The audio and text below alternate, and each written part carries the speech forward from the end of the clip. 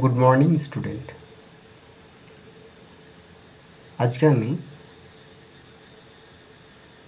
আনোয়ারে মুর্শিদ তোমাদেরকে কোর্স 2 এর ইউনিট 1,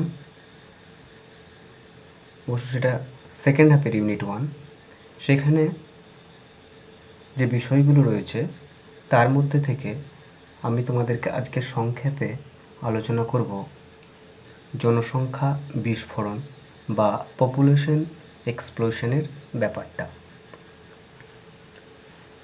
জনসংখ্যা বিস্ফোরণ এই কথাটা আলোচনা করার আগে এইটা আমাদের জানা দরকার যে জনসংখ্যা প্রত্যেকটা দেশের একটা মূল্যবান সম্পদ, অর্থাৎ কোনো একটা দেশের সুষ্ঠু জনসংখ্যা সেই দেশের সম্পদ হিসাবে বিবেচিত হয়।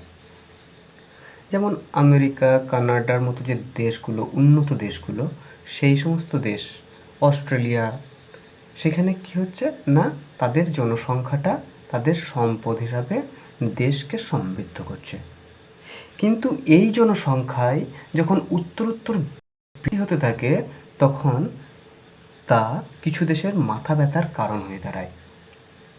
যেমন ভারত, চীন, বাংলাদেশ, পাকিস্তানের মতো যে দেশগুলো, সেই দেশগুলোতে এই জনসংখ্যাটা এমন একটা পর্যায়ে চলে গেছে যে তার সম্পদ রূপে যতটা না কাজে লাগছে তার থেকে বেশি জন্য বিস্ফোরণ ঘটিয়ে আমাদের অনেক দুশ্চিন্তা বাড়িয়ে দিচ্ছে। তবুও আমি যে দেশগুলোর কথা বললাম জনবিস্ফোরণ যাদের মাথা ব্যথার কারণ, সেগুলোর মধ্যেই চীন তাদের জনসংখ্যাকে জনসম্পদে পরিণত করে তাদের যে শিল্প, সেই শিল্পের সমৃদ্ধি দিন দিন ঘটিয়ে চলছে। তবুও চীনের কাছে জনসংখ্যা বৃদ্ধি তাদের একটা মাথা ব্যথার কারণ। আর এই মাথা ব্যথার, জনবিস্ফোরণের মাথা ব্যথার সবথেকে বেশি কারণ ভারতবর্ষ। আমরা সকলেই জানি এই মুহূর্তে বিশ্বে সবথেকে জনবহুল দেশ চীন, দ্বিতীয় স্থানে রয়েছে আমাদের ভারত। এবং ভারত যে কী করে আগামী দিনে চীনকে ছাপিয়ে 1 নম্বরে চলে আসবে তার রেখাচিত্র বা মানচিত্র বিশেষজ্ঞরা তৈরি করে ফেলেছেন। তারা বেশি দেরি নয়, আমাদের মাথায় আর একটা পালক চলে আসবে যে আমরা বিশ্বের সবথেকে বেশি জনসংখ্যা বিশিষ্ট দেশে বাস করি, সেটা হচ্ছে ভারতবর্ষ।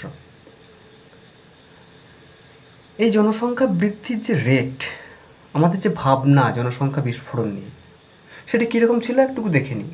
এই যে জনসংখ্যা বৃদ্ধির হার, এইটা নিয়ে চিন্তা করতে করতে প্রথম জনগণনা হয় 1987-তে। তখন দেখা যায় বিশ্বের জনসংখ্যা হয়ে যাচ্ছে কত, প্রায় 500 কোটি। আমরা একটু অবাকই হয়েছিলাম তখন। তারপরে আবার যখন 1999-এ গণনা করা হলো, তখন দেখি সংখ্যাটা 100 কোটি বেড়ে হয়েছে 600 কোটি। আবার 2011 সালে যখন গণনা হলো তখন হলো 700 কোটি। আবার গণনা হওয়ার কথা এখন না 2021 সালে। জানি না সেটা হবে কি না, বা যদিও হয় সংখ্যাটা আন্দাজ করা যেতেই পারে, যেহেতু আমরা এখন 2000 সালে দাঁড়িয়ে আছি, 2020 সালে, তো এখনও জনগণনাটা হয়নি। তাই আমরা সঠিক সংখ্যাটা না বলতে পারলেও ধরে নিতেই পারি ওই রেশিও অনুযায়ী আরও 100 কোটি যোগ হবে এবং পৃথিবীর জনসংখ্যা গিয়ে দাঁড়াবে কোথায় না 800 কোটির কাছাকাছি। এক ভয়ঙ্কর ব্যাপার এই জনবিস্ফোরণ, এই জনসংখ্যার বৃদ্ধি। তাহলে জনবিস্ফোরণ জিনিসটা কি না, একটা দেশের যতটা জমি বা ভূমি রয়েছে, বসবাসযোগ্য ভূমি, তার সঙ্গে সঙ্গে সেই ভূমিতে বসবাসকারী মানুষদের খাদ্য জোগানোর জন্য যতটা জমি দরকার ততটা রয়েছে, দিয়ে যে সুষ্ঠু অবস্থান, সেটা হচ্ছে সঠিক জনসংখ্যা। এই সঠিক জনসংখ্যার উপর যখন জনসংখ্যা বাড়তে থাকে একটু একটু করে এবং চাপ পড়তে থাকে বাসস্থান আর অন্ন সংস্থান দুটোর উপরই, তখনই আমরা তাকে জনসংখ্যার বৃদ্ধি না বলে বিস্ফোরণ বলে থাকি। অর্থাৎ অতিরিক্ত জনসংখ্যা বৃদ্ধিকেই আমরা জনবিস্ফোরণ বলি। আমি আমাদের ভারতের কথা ধরি। আজ 2020-তে দাঁড়িয়ে আমাদের ভারতবর্ষের জনসংখ্যা প্রায় 134 বা 35 কোটি। এই সংখ্যাটা বিশেষজ্ঞরা বলছেন যে খুব তাড়াতাড়ি না হলেও 2050 সালের মধ্যে 160 কোটি হবে এবং আমরা চীনকে আর কিছুদিনের মধ্যেই হারিয়ে দিতে পারবো জনসংখ্যার বিচারে। কিন্তু আমার মনে হয় 2050 বোধ হয় না যেতেও পারে, তার আগেই হয়তো বা আমরা চীনকে হারিয়ে দিয়ে বিশ্বে 1 নম্বরের তকমাটা নিয়ে নিতে পারি। সেটা আমাদের কাছে আরও উদ্বেগের, আমাদের কাছে আরও ভয়াবহ হয়ে উঠতে পারে। কেন উদ্বেগ, কেন ভয়াবহ? কেননা এই জনবিস্ফোরণের ফলে যে জিনিসগুলো ঘটে সেইগুলো খুবই মারাত্মক হয়ে দাঁড়ায়। কী কী ঘটে জনবিস্ফোরণের ফলে? না, জনবিস্ফোরণের ফলে ঘটে, এই যে জনবিস্ফোরণ ঘটে, কী কী ঘটে তার আগে বলি জনবিস্ফোরণটা হচ্ছে কেন, এই কারণটা একটু বলে নিই। জনবিস্ফোরণ হচ্ছে তার কতগুলো কারণ রয়েছে। বর্তমান আমাদের পৃথিবী তথা ভারতবর্ষ সব জায়গাতেই যেহেতু জন্মর যে রেশিও সেই তুলনায় মৃত্যুহার কম। কেন কম? যেমন জন্ম গ্রহণ করছে সেরকম মরে গেলেই তো ঠিকঠাক থাকতো, কিন্তু সেটা হয় না। কেন হয় না? না, যে হারে জন্মগ্রহণ করছে প্রত্যেক মুহূর্তে, প্রত্যেক মাসে, প্রত্যেক সপ্তাহে, প্রত্যেক বছরে, সে হারে কিন্তু মৃত্যু হচ্ছে না মানুষের। কেন হচ্ছে না? না, চিকিৎসা ব্যবস্থার উন্নতি হয়েছে, মানুষ তার যে সমস্ত সমস্যা রোগ টোগ হচ্ছে সেগুলোকে চিকিৎসা দ্বারা ঠিক করে নিয়ে সুস্থ স্বাভাবিক হয়ে দীর্ঘদিন ধরে বেঁচে থাকছে। তার ফলে যে সংখ্যাটা জন্মালো সেই সংখ্যাটা মরল না। তাহলে ধরি যদি আজকে 100 জন জন্মায় আর 5 জন মরে, কালকে আবার 100 জন জন্মায় আর 5 জন মরে, তাহলে দুদিনে জন্মালো 200 জন, মরল মাত্র 10 জন। তাহলে আমার সংখ্যাটা লাফিয়ে লাফিয়ে বাড়ছে। তাহলে আমাদের এই যে জন্মহার আর মৃত্যুহারের যে ব্যবধান, এটা একটা কিন্তু জনবিস্ফোরণের কারণ হয়ে দাঁড়াচ্ছে। আবার আমাদের মতো দেশে কি এখনও পর্যন্ত এত নিয়ম আইন কানুন সব কিছু হওয়ার সত্ত্বেও শিশু বিবাহ বা বাল্য বিবাহ এখনও আমরা পুরোপুরি আটকাতে পারিনি। আকছাড় গ্রাম অঞ্চলে বাল্যবিবাহ আজও দেখা যাচ্ছে।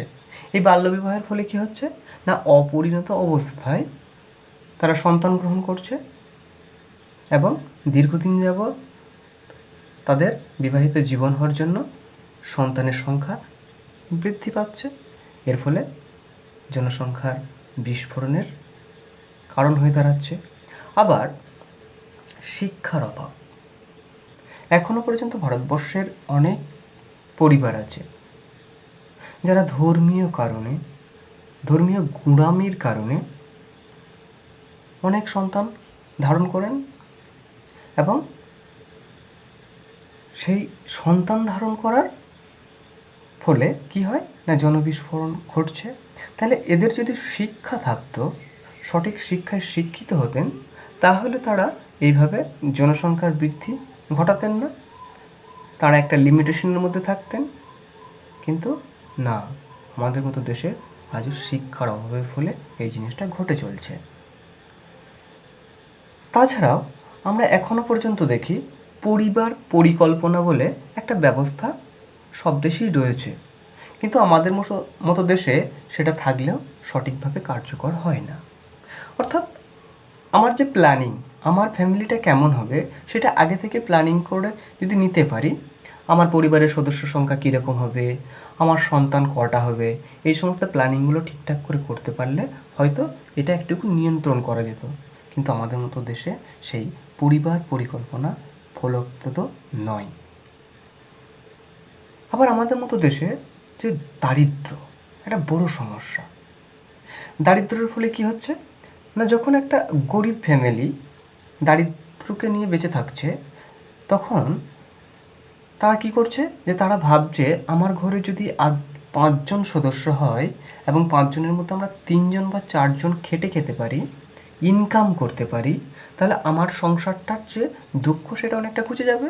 এবং তারা কি করছে না, বেশি বেশি করে সন্তান ধারণ করছে তাদের দারিদ্র্য দূর করার জন্য। এর এর ফলে কি হচ্ছে না, এই জনবিস্ফোরণ ঘটে যাচ্ছে, আমাদের কিচ্ছু করার থাকছে না। তাই এই সমস্ত দিকগুলোকে আমাদেরকে সচেতনভাবে দেখতে হবে। এবার বলি, এই যে জনবিস্ফোরণটা হচ্ছে, ঠিক আছে, জনবিস্ফোরণ, জনসংখ্যা বেশি হচ্ছে, জনসংখ্যা বেশি হওয়ার ফলে দেশে একটা স্ট্রেংথ বাড়ছে, এরকম ভাবতে পারছি না কেন? এরকম ভাবতে না পারার কারণটা হচ্ছে যে এই জনসংখ্যা বিস্ফোরণের ফলে যে প্রভাবটা আমাদের দেশের ওপর বা বিশ্বের ওপর পড়ছে সেটা কীরকম না, মাথা পিছু আয়, একটা গড় আয় থাকে প্রত্যেক দেশের, প্রত্যেক মানুষের মাথা পিছু একটা আয় থাকে। ধরো আমার মাথা পিছু আয় আজকের দিনে দাঁড়িয়ে 100 টাকা, আমার দেশের মাথা পিছু আয়। তাহলে এই 100 টাকাটা ফিক্সড, যদি আমার দেশের আয় মাথা পিছু 100 টাকাটা ফিক্সড হয়, এই সংখ্যাটা যখন আস্তে আস্তে বাড়তে থাকবে, যখন সংখ্যাটা 100 থেকে 125 হলো, তখন আমার আয়টা 25 টাকা কমে গেল, তাহলে 75 হলো। আবার সেটা যখন 150 হলো, আমার আয়টা 50 টাকা হয়ে গেল। সেটা যখন 175 হলো, আমার আয়টা 25 টাকা হয়ে গেল। সেটা যখন 200 হয়ে গেল, আমার আয়টা প্রায় শূন্যের কাছাকাছি চলে যাচ্ছে।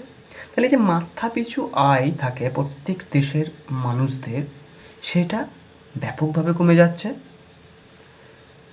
এর সঙ্গে সঙ্গে যখনই জনবিস্ফোরণ ঘটবে, প্রথমে আমি বলেছিলাম যে নির্দিষ্ট জনবসতির জন্য নির্দিষ্ট খাদ্যের জমি থাকা প্রয়োজন।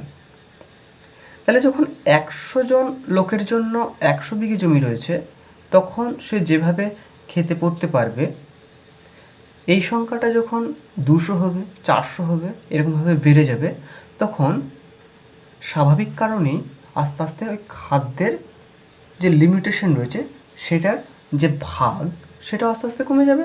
অর্থাৎ প্রত্যেক মানুষের যে পাওয়ার কথা যতটা পরিমাণ, সেটা আস্তে আস্তে কমতে থাকবে এবং কমতে কমতে একসময় খাদ্যের অভাব দেখা দেবে। এর ফলে এই খাদ্যের অভাব যখন দেখা দেবে, যখন আমাকে জীবন সংগ্রামে নামতে হবে খাবার জন্য, বাঁচার জন্য, তখন কি হবে না, আমাদের মতো দেশে শিক্ষা ব্যবস্থা ভেঙে পড়বে। কেননা শিক্ষা নিতে গেলে খেতে পাবে না, আর খেতে গেলে শিক্ষা নিতে পাবে না। এই শিক্ষা না নিতে গিয়ে আগে যান বাঁচাবে, যান যদি বাঁচে তবে শিক্ষা, আর এই যান বাঁচাতে গিয়েই ফাঁদে পা দেবে আর শিক্ষাটা এসে নিতে পারবে না। এর ফলে কী তৈরি হবে না, নিরক্ষরতা, বেশি করে নিরক্ষর তৈরি হয়ে যাবে। আর দেশে যত বেশি নিরক্ষর থাকবে, কি হবে, এই নিরক্ষরদের স্বাস্থ্য সম্পর্কে সচেতনতা থাকবে না, থাকাটা স্বাভাবিক নয়। যেহেতু তারা নিরক্ষর, তার উপরে তাদের খাদ্যের অভাব বা দারিদ্রতা তাদেরকে সবসময় পিছিয়ে দেবে। তাই স্বাস্থ্যহীনতার একটা ছবি আমরা দেখতে পাব। যখনই এই স্বাস্থ্যহীন, নিরক্ষর, খাদ্যের অভাবে ধুঁকতে থাকা মানুষগুলো আর কিছুই করতে পারবে না, তখন তারাই কি করবে না, এই সমাজের মধ্যে অপরাধ প্রবণতা বেড়ে যাবে। তারা চুরি, ডাকাতি ইত্যাদি করে খাবার চেষ্টা করবে। যখন সহজে খাবার পাবে না, সহজে কাজ পাবে না, তাদের স্বাস্থ্য ঠিক রাখতে পারবে না, তখন অতি সহজে চুরি করে বা ডাকাতি করে তারা বা আরও অন্যরকমভাবে অসৎ উপায়ে ইনকাম করে খেতে চাইবে। এর ফলে কী হবে? দেশে অপরাধের সংখ্যা বৃদ্ধি পাবে। জনসংখ্যার বিস্ফোরণ আমাদের এই সমস্ত দিকগুলোর জন্য মাথা ব্যথার কারণ হয়ে ওঠে। এই চ্যাপ্টারতে আর যে সমস্ত জিনিসগুলো রয়েছে সেগুলো পরবর্তী ক্লাসে আলোচনা করব। আজকে এ পর্যন্তই। ধন্যবাদ।